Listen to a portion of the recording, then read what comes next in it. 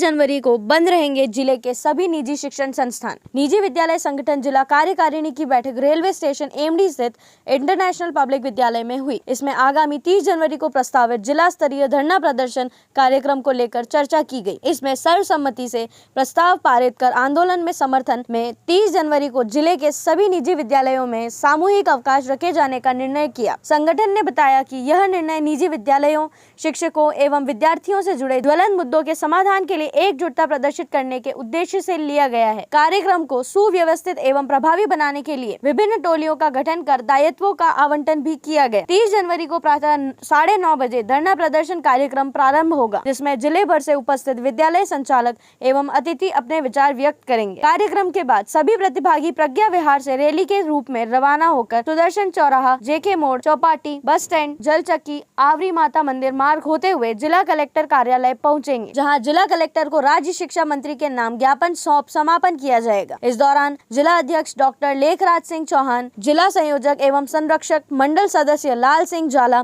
सचिव गिरीश पालीवाल, मीडिया संयोजक बाबूलाल कीर, जिला विधिक सलाहकार यशवंत त्रिपाठी, जिला संगठन महामंत्री शिव शंकर पूर्विया, कैलाश शर्मा, देलवाड़ा ब्लॉक अध्यक्ष चतर सिंह चौहान, जिला कार्यकारिणी सदस्य भरत कुमावत, अनीता सोनी, सुरेंद्र पूर्विया